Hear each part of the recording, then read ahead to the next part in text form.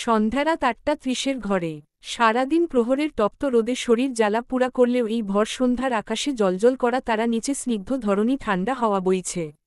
ভ্যাপসা গরমের তমাট ভাবটা আর নেই। শীতল পরিবেশে, শীতল হাওয়ায় মন শরীর জুড়ানোর জন্য যথেষ্ট। কিন্তু এই শীতল পরিবেশ হৃদের মতন মেজাজ মানুষের মন ঠান্ডা হওয়া হয়তো সম্ভব না। রুক্ষ হাতে সেই কখন থেকে স্টিয়ারিং চেপে ড্রাইভ করছে সে। চোয়াল শক্ত ক্ষিপ্ত মেজাজ, ডান হাতে জ্বলজ্বল করছে তাজা রক্তের কাটা দাগটা। এই কাটা জায়গার রক্ত পড়া বন্ধ হয়েছে কিনা বুঝতে পারছে না পাশে সিটে বসা রাদিফ। সে অপরাধী ন্যায় ভাইয়ের পাশে চুপচাপ বসে উসখুস করছে। পিছনের সিটে যথারীতি আসিফ বসা। আসিফের অবস্থা রাদিফের মতন অপরাধী না হলেও সে সাংঘাতিক ভয় আছে হৃদের ড্রাইভিং করা নিয়ে। হৃদ রাগে মেজাজ হারিয়ে আবার অ্যাক্সিডেন্ট করে না বসে। আসিফ আল্লাহ আল্লাহ করে নিজের জানটা হাতে নিয়ে বসে আছে। কি একটা অবস্থা তার, পারছে না হাউমাউ করে কাঁদতে হৃদের ভয়ে। আবার হৃদকেও কিছু বলতে পারছে না, তাহলে রাদিফের উপর হওয়া সবটা রাগ সোজা আসিফের উপর দিয়ে চলে যাবে। সেজন্য আসিফ এক প্রকার বাধ্য হয়েই চুপ রইল। তবে রাদিফ অপরাধী মুখ করে চুপি চুপি বারবার হৃদের আহত হাতগুলো দিকে তাকাচ্ছে। হৃদ দক্ষ হাতে ড্রাইভিংয়ে হাত চালানোর জন্য তার বাহুর মাংসপেশি ফুলে কালো শার্টে উপর দিয়ে ঠিকরে ছিঁড়ে বের চাচ্ছে বডি। কুইনে গুটানো শার্টের হাতগুলো এলোমেলো। কালো শার্টের উপর রক্তের ছিটা ছিটাগুলো কালো দাগ হয়ে আছে। তখনকার অফিসের পরিপাটি হৃদ খান আর নেই। এখন বেশ উগ্র আর ভিলেন টাইপের মনে হচ্ছে তাকে, যাকে এক দেখায় মানুষ বলবে সে মারামারিতে ওস্তাদ। রাদিফ শুকনো গলায় ঢুক গিলল। ভয়ার্ত চোখ আওড়াল হৃদের বামহাতের দামি রোলেক্স ঘড়িটার দিকে। কাচ ভেঙ্গে তেতলে গেছে ঘড়িটার, আর সেই কাচ ভাঙ্গা হৃদের হাতের শিরায় ঢুকে কাটা ছিঁড়ার মতন দাগ হয়েছে। রাদিফের বেশ মায়া হল বড় ভাইয়ের জন্য। আজ ওর জন্য হৃদ আবারও মারামারিতে জোরাল। মা শুনলে নিশ্চয়ই রাদিফকে বকবে, কিন্তু রাদিফ বা কী করবে? ওহ কি জানত নাকি হঠাৎ এমন হামলা হবে ওর উপর? কি ভয়ানক একটা পরিস্থিতিতে ফেসে গিয়েছিল সে। যদি সময় মতো হৃদ ভাই না আসত তাহলে হয়তো আজ রাদিফের মৃত্যু হতো, আর নয়তো শত্রুরা ওকে ভয়ঙ্করভাবে আহত করে রাস্তায় ফেলে যেত। এমনইতে হৃদের আসার আগে লোকগুলোর সাথে ধস্তাধস্তি করে পালাতে চেয়ে বেশ আঘাত পেয়েছে সে। গুন্ডা লোকগুলোর সংখ্যা বেশ ছিল, প্রায় ২০-২৫-এর মতন হবে। এতগুলো লোকের সাথে সে আর ড্রাইভার একা পেরে উঠবে না বলেই পালাতে গিয়ে তারাও আহত হল। রাদিফের তো গায়ে হলুদ পাঞ্জাবিটা জায়গা জায়গায় ছিঁড়ে রক্তের দাগ লেগে আছে। সাথে রাদিফের কপালে, গালে, গলা, হাতে, বুকে, পেটে প্রায় অনেক জায়গায় কাটা ছিঁড়ার দাগ হয়েছে। রাদিফ অপরাধী ন্যায় ভারী নিঃশ্বাস ফেলল। আজকের ঝামেলাটা মূলত তাদের বাবা নিহাল খানের রাজনৈতিক শত্রুতা ধরে করা হয়েছিল রাদিফের উপর। বংশ পরম্পরায় রাদিফদের পরিবারের সকলেই রাজনৈতিকের সাথে জড়িত। বলতে গেলে বাপ, দাদা, বড় বাবা সকলেই রাজনৈতিক করত। এই সূত্রে হৃদ এসবে জড়িত। রাদিফ জড়িত আছে তবে খুব কম। বাবা নিহাল খানের ইলেকশনের কাজে ছাড়া তাকে আর দেখা যায় না এসবে। মূলত তারা একটা রাজনৈতিক পরিবারের বংশধর, আর সেজন্য তাদের গোপন শত্রুর সংখ্যাও বেশি। রাদিফ মূলত এসব রাজনৈতিকে বেশি একটা জোড়ায় না, কিন্তু সরাসরি হৃদের ক্ষতি করতে পারছে না বলেই রাদিফকে ফুটবল পয়েন্ট বানিয়ে মারতে চেয়েছিল। সময় মতো হৃদ চলে আসা এই যাত্রায় প্রাণে বাঁচল সে। রাদিফ বেশি ভাগ সময়ই দেশের বাহিরে থাকে পড়াশোনার জন্য, পেশায় সেও একজন ডাক্তার। এবার ডাক্তারি ইন্টার্নশিপ করছে। রাফিদ দেশে যখন আসে তখন বাবা, মা আর ভাইয়ের বাসায় দৌড়াদৌড়ি করে দিন কাটায়। আসলে তাদের বাবা মার সম্পর্কের অবনতির জন্য হৃদ রাদিফ দুই ভাই বাবা মার সঙ্গে একত্রে থাকতে পারে না। তাদের সুন্দর পরিবারটা একত্রে হয়েও আজ বিচ্ছিন্ন। রাদিফ হতাশার ভারী শ্বাস ফেলে হৃদকে উদ্দেশ্য করে অপরাধী গলায় শুধাল, ভাই তোমার কাটা হাতে এখনও রক্ত পড়ছে, ব্যান্ডেজ করা দরকার। তুমি গাড়িটা আসিফকে চালাতে দাও, আমি তোমার হাতের ব্যান্ডেজটা করে দেয়। রাদিফের কথা থামতে থামতে বেশ জোরে ব্রেক কষল হৃদ। হঠাৎ ব্রেক কষায় পিছন থেকে আসিফ আর সামনে থেকে রাদিফ দুজনই সামনে ঝুঁকে গেল মুহূর্তে। তাড়াহুড়োয় দুজনে ঠিক হয়ে বসার আগেই হৃদ শক্ত চোয়ালে স্টিয়ারিং চেপে বলল, বের হ। তাড়াহুড়োয় রাদিফ, আসিফ দুজনেই সোজা হয়ে বসল। আসিফ তো ভয়ে একদলা থুতুও বুকে ছিটিয়ে নিল। জানটা তার হাতে চলে এসেছিল হঠাৎ হৃদের ব্রেক কষায়। মনে হয়েছিল এই বুঝি ইন্না লিল্লাহ পড়বে নিজের ভাগ্যের ফেরে আজ সে বেঁচে গেল। কিন্তু আর কিছুক্ষণ হৃদ ভাই এভাবে হঠাৎ হঠাৎ ব্রেক কষে গাড়ি চালালে, গাড়ি অ্যাক্সিডেন্ট হওয়ার আগে, কখন কি হবে? সেই ভেবে টেনশনে সে হার্ট অ্যাটাক করে মারা যাবে। আসিফের আকাশ কুসুম চিন্তার ধ্যান কাটল রাদিফের অধৈর্য গলায়। হৃদকে শুধিয়ে রাদিফ বলল, মানে, কি হয়েছে ভাই, বের হব কেন? স্টিয়ারিং শক্ত হাতে চেপে দাঁত কিরমির করে হৃদ একই গলায় বলল, I said both are out now. হৃদের রাগ বুঝে আসিফ আর কোনো কিছু চিন্তা না করেই পিছনে দরজা খুলে লাফিয়ে বের হয়ে যায়। কিন্তু রাদিফ তারপরও হৃদের সঙ্গে থাকতে চেয়ে বলল, ভাই আমি একটু থাকি না তোমার সাথে? No never, out. অজ্ঞাত হৃদের ধমক খেয়ে রাদিফ গাড়ি থেকে নেমে দেখল ওরা ফাহাদদের বাড়ির গেইটের সামনে। মাথার উপর ফেইরি লাইটের ছাদ, বিয়ে বাড়ির হইচই গান বাজনা কানে আসছে তাদের। আসিফ, রাদিফ একে অপরের মুখ চাওয়াচাওয়ি করে হৃদকে এক পলক দেখে এগোলো বাড়ির ভিতরের দিকে। হৃদ তখনও জেদ ধরে গাড়িতে বসে অপেক্ষা করল নিজের রাগ কমার। গরম মেজাজ নিয়ে বিয়ে বাড়িতে প্রবেশ করলে আরও মেজাজ খারাপ হবে তার, এত মানুষের ভিড় দেখে। হৃদ এই মুহূর্তে ভুলেও এসব বিয়ের ঝামেলায় আসত না। বউটা আজ যদি এই বিয়ে বাড়িতে না থাকত তাহলে সেও আর ফিরে আসত না। কিন্তু বেহা মনটাকে সে এসব বুঝাতে পারছে না। বউটার জন্য এই বাড়িতে মনটা পড়ে আছে বলে সে বাধ্য হয়ে মনের পিছু পিছু এখানে এসেছে। নয়তো সে কখনো এত বেহা হতো না। তার বেহা মন আর তার বেয়াদব বউ দুটোই তার কথা শুনে না। খালি অবাধ্যের মতন একটা আরেকটাকে খোঁজে। হৃদ পরপর ভারী শ্বাস টেনে নিজের রাগ কমাতে চেয়েও ব্যথ হল। কিছুক্ষণ দম ধরে বসেও রইল।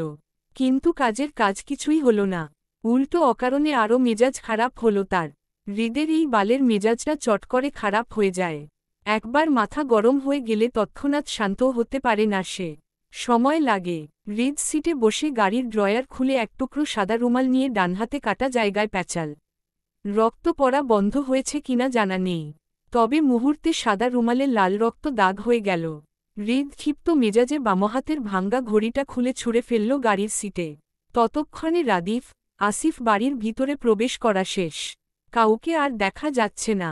হৃদ গাড়িটা ঘুরিয়ে বাড়ির ভিতর ঢুকাল, তবে পার্কিং এরিয়াতে নিয়ে গেল না। বরং বাড়ির ভিতরে প্রবেশ করার রাস্তায় গাড়িটা দাঁড় করাল ফেইরি লাইটের ছাদের নিচে। এদিকটা একটু আবছায়া অন্ধকার আছে, মানুষের আনাগোনা কম, সেজন্য গাড়িটা এখানে দাঁড় করাল হৃদ। বউয়ের সাথে দেখা করে সে আবার চলে যাবে তাই। হৃদ দক্ষ হাতে গাড়ির দরজা ঠেলে বের হল। মেজাজি ভঙ্গিতে ঠাস করে গাড়ির দরজা বন্ধ করে সামনে এগোল। দৃষ্টি তার তখনও বামহাতের শিরার কাটা ছিঁড়া জায়গার উপর। হৃদ গাড়ি থেকে নেমে 2 কি 3 কদম সামনে এগোল। 4 কদম ফেলবে এরই মধ্যে কেউ ঝড়ের গতিতে পা ফেরে হৃদের কোলে উঠে গলা জড়িয়ে ধরল। আকস্মিক ঘটনায় এতে হৃদ তাল হারাল। তার ওই 2-3 কদম সামনে বাড়ানো পাগুলো মুহূর্তে পিছু হেঁটে ধারাম করে গাড়ির বন্ধ দরজাতে ভারী খেলপিঠ। এতটা জোরেসোরে খেল যে হৃদের পিঠের ধাক্কায় পুরো গাড়িসহ নড়ে উঠল তক্ষুনি। হৃদ চোখ খিচে বন্ধ করল। তার পিঠে ব্যথা পেল, কিন্তু মায়া তখনও পা ফেরে হৃদের কোলে বসে রইল গলায় মুখ ডুবিয়ে। রাগান্বিত হৃদ এক মুহূর্তের জন্য নিজের রাগ ভুলে গেল। বিস্ফোরণের হতবিহ্বল হয়ে বুঝার চেষ্টা করল আসলে কি হয়েছে তার সাথে। কে তার কোলে? হৃদের রুমাল বাঁধা হাতটা অটোমেটিক্যালি চলে গেল মায়ার কোমরে। বেশ তবদা খাওয়ার মতন ঘোরে মাঝে রইল হৃদ। তারপর বেশ কয়েক সেকেন্ড সময় লাগল তার এটা বুঝতে যে আসলে কি হয়েছে তার সাথে। সবটা বুঝতে পেরেই হৃদের রাগ পুনরায় তিলমিলিয়ে উঠল। ক্ষিপ্ত মেজাজ আরও ক্ষিপ্ত হল। কোথা থেকে কোন উটকো ঝামেলা এসে তার কোলে চড়েছে? এত বড় সাহস! হৃদের ক্ষিপ্ত হাত তক্ষুনি চালান হল মায়ার হাতে। শক্ত হাতে মায়াকে কোল থেকে সরাতে চাইলে মায়া মুহূর্তে হৃদের সেই হাতটা ঝাড়া দিয়ে ফেলতে ফেলতে উহু শব্দ করল নাকচ করে। হৃদের হাত থামে। থমকে যাওয়া ভঙ্গিতে তার বুক কেঁপে ওঠে বউয়ের উপস্থিত বুঝে। শক্ত হাতটা মুহূর্তে নরম হয়ে আসল। তিলমিলিয়ে উঠা রাগটা পানি পানি হল। ঘোর থেকে বেরিয়ে এবার বেকুব বনে গেল। তার বউ যে এই অসময়ে তার বুকে হামলে করে চড়বে সেটা হৃদের ঘুণাক্ষরেও ধারণাতে ছিল না। হৃদের পিঠ শিরশির করছে ব্যথায়। গাড়ির বন্ধ দরজার সঙ্গে ভারী খেয়েছে ভালোই জোরে।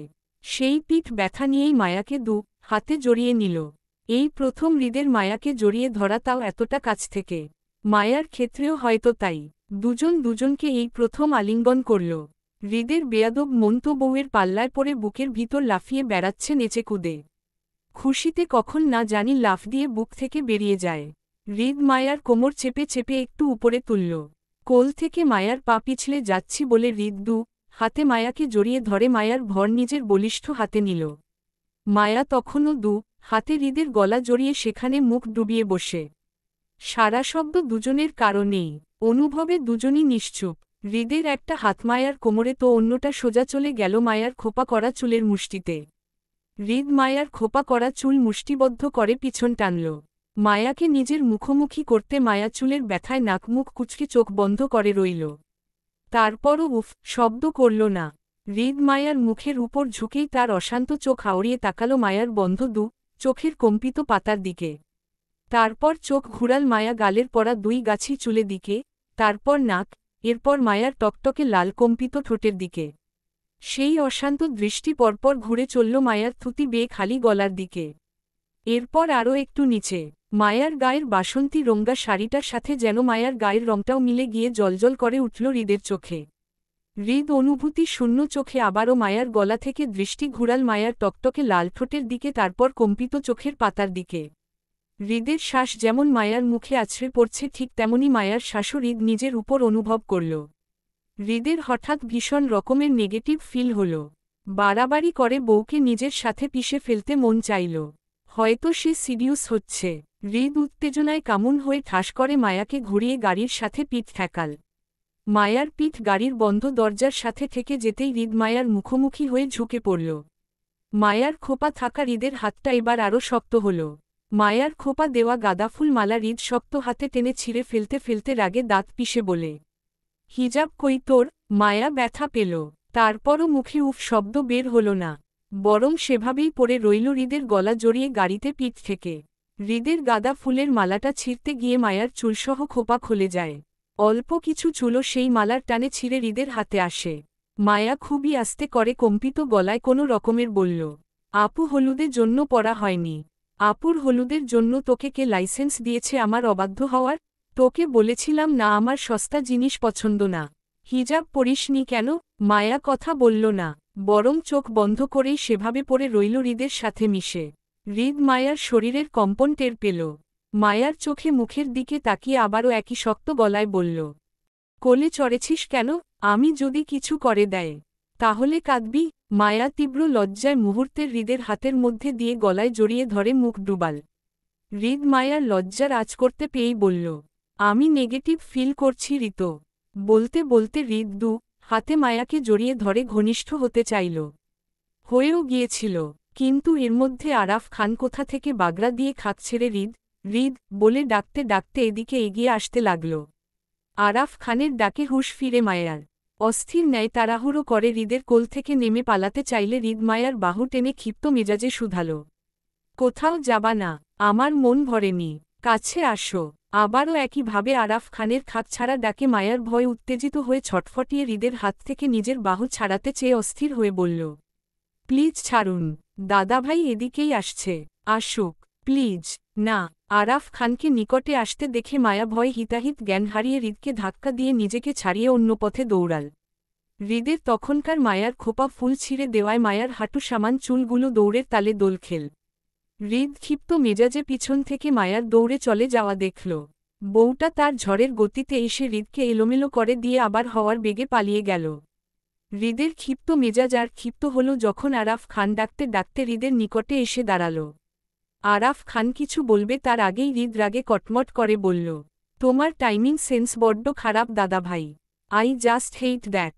আরাফ খান হৃদের খোঁজে এগিয়ে এসেছিল রাদিফের সম্পর্কে জিজ্ঞাসা করতে।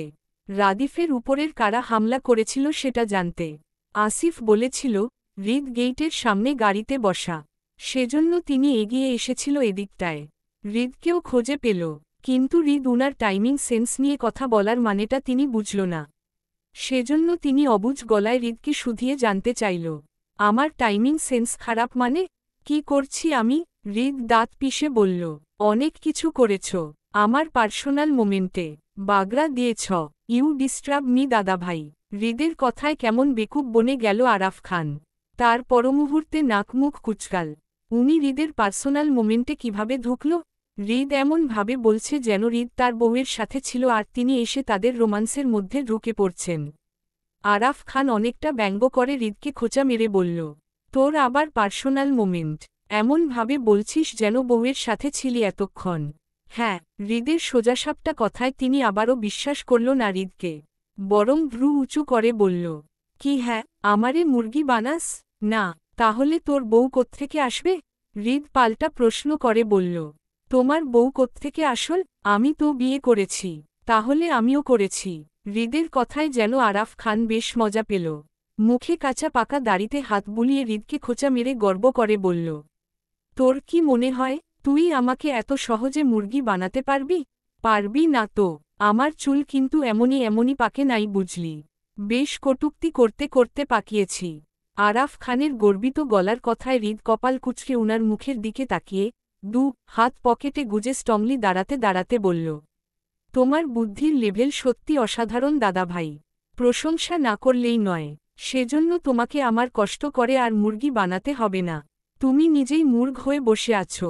হৃদের খোঁচা মারা কথায় থমথমে খেয়ে গেল তিনি। আরাফ খান প্রতিবার হৃদকে বিরক্ত করতে মজা পায় বলেই তিনি সবসময় হৃদের পথ আটকে দাঁড়ায়। হৃদও বিরক্ত হয়, এজন্য উনার আনন্দ হওয়াটা বেশ থাকে। কিন্তু আজ তিনি হৃদকে বিরক্ত করতে গিয়ে যেন নিজেই হেনস্ত হচ্ছে। উনি হৃদের কাছে জানতে চেয়ে বলল, তাহলে তোর বউটাকে শুনি? এই বিয়ে বাড়িতে সবচেয়ে সুন্দর নারীটি আমার বউ। এবার সরো। হৃদের কথায় তৎক্ষণাৎ আরাফ খান আহাজারি করে বলতে লাগল, সর্বনাশ! হৃদ, তুই কি আমার বউয়ের উপরে নজর দিয়েছিস? হৃদ আরাফ খানের কথায় বিরক্তি গলা ঝেড়ে বলল, তোমার ওমন বুড়ি বউয়ের প্রতি নট ইন্টারেস্ট দাদাভাই। তোমার থেকে সুন্দর বউ আমার আছে। এবার সরো, বউয়ের কাছে যাব। হৃদ আরাফ খানকে পাশ কাটাতে চাইলে তিনি আবারও তাড়াহুড়োয় হাতে লাঠিটা উঁচিয়ে হৃদকে বাধা দিতে দিতে বলল, আরে শুনো না, যাস কই? কথা তো শুনে যাবি নাকি? পারবো না। সরো। আরে শুনো না, এমন করিস কেন? দাদাভাই, আমি বিরক্ত হচ্ছি। আরে বাহ, সাব্বাস, কাজের কাজ করছিস একটা। তুই আরও বিরক্ত হ, আমি দেখি। তুই বিরক্ত হস বলেই তো আমি আসি তোর কাছে, নয়তো কি আসতাম বল? হৃদ রাগে এবার সত্যি সত্যি আরাফ খানকে পাশ কাটিয়ে চলে গেল। আরাফ খান হাসতে হাসতে হৃদের চলে যাওয়া দেখল আর ভাবল, কিছুক্ষণ আগেও তিনি বুক ব্যথার কত নাটক করল।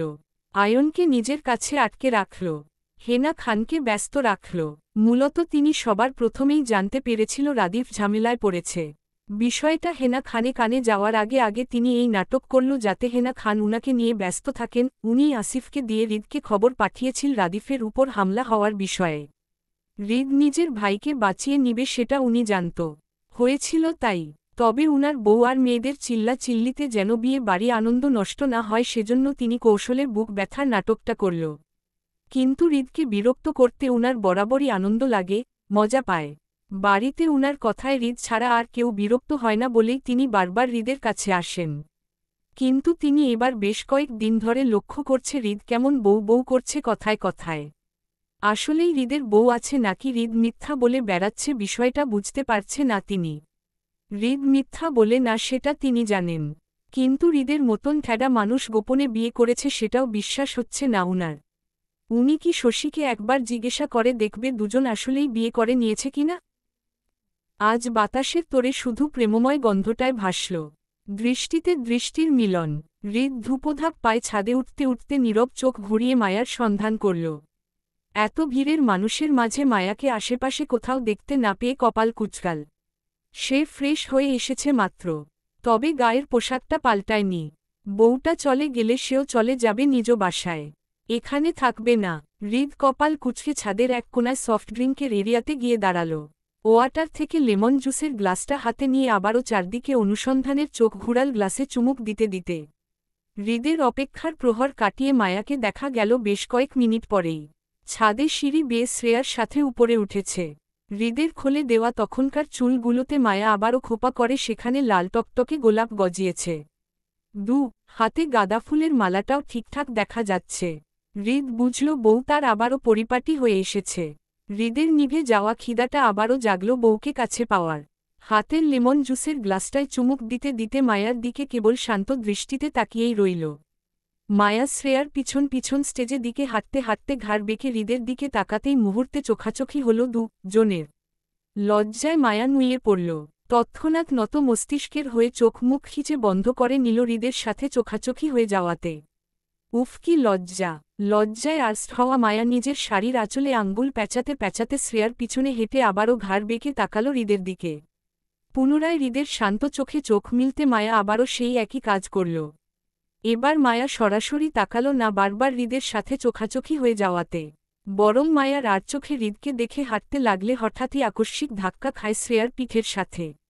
মায়া নাক শ্রেয়ার মাথায় ঠুকে যেতেই হকচকিয়ে নাকে হাত ঘষে মায়া। এতক্ষণ মায়া অন্যমনস্ক হয়ে হাঁটায় হঠাৎ শ্রেয়ার দাঁড়িয়ে যাওয়াটা লক্ষ্য করেনি ও। হৃদের সামনে এমন কাণ্ড ঘটায় মায়া লজ্জায় পড়ল। এক হাতে নাক ঘষতে ঘষতে শ্রেয়ার দিকে তাকাতে শ্রেয়াও পিছন ফিরে মায়াকে কপাট গলায় বলল, কিরে বইন, দিনে দুপুরে প্রতিবন্ধীদের মতো ধাক্কা খাচ্ছিস কেন? কোনো সমস্যা? মায়া মাথা নাড়িয়ে না বুঝাল, ওর কোনো সমস্যা নেই। অবুঝ শ্রেয়া বুঝল না মায়া মতিগতি, বরং স্বাভাবিক ন্যায় মায়ার বাহু টেনে কাঁধ জড়িয়ে পাশাপাশি হাঁটতে হাঁটতে বলল, পিছনে হাঁটছিস কেন? চল আমার সাথে। মায়াকে নিয়ে শ্রেয়া স্টেজের একপাশে কোনায় দাঁড়াল। সামনে স্টেজে একদল ছেলে মেয়ে গ্রুপ ডান্স করছে।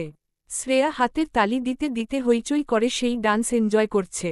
মায়াও হাতে মিলাচ্ছে, তবে সে উৎফুল্লর নয়, বরং ভীষণ অমনোযোগী।